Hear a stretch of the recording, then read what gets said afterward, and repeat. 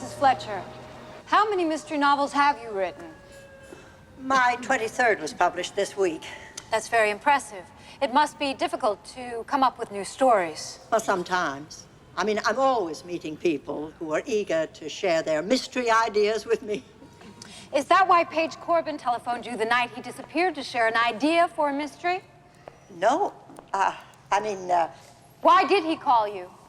He didn't. I don't know Paige Corbin. This is a telephone company log of the phone calls that Paige Corbin made that night. The final call was at 9:42 p.m.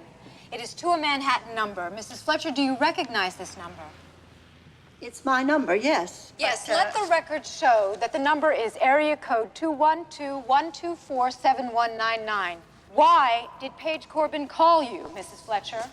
I have no idea, Miss Rayburn. I didn't know the man, and I'm sure that the phone company log is mistaken. Here is a partial list of customers for Logan Investment Services in New York. Would you please read the second name on the list so that the jury can hear you? Jessica Fletcher. Do you still insist that you do not know Paige Corbin?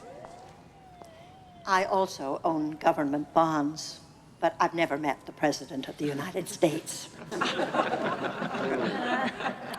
And do you still deny that you received a phone call that night at 9:42 p.m.?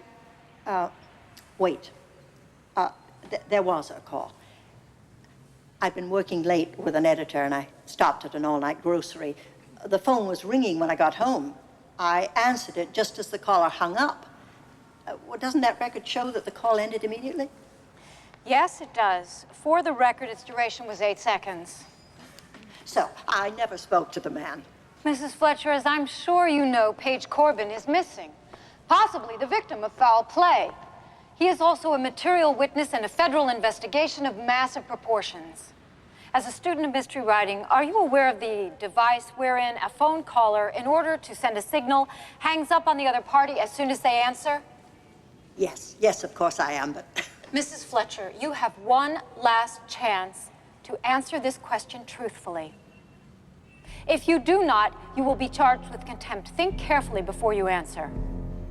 Paige Corbin called your telephone number that night. We know this for a fact. We have proof. Why did he call you?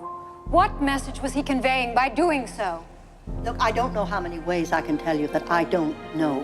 And frankly, at this point, I'm tempted to take the Fifth Amendment and refuse to answer. It's too late for that. You have already waived that privilege by answering the other questions. Mrs. Fletcher, I am ordering you to answer. There's nothing I can say. Very well.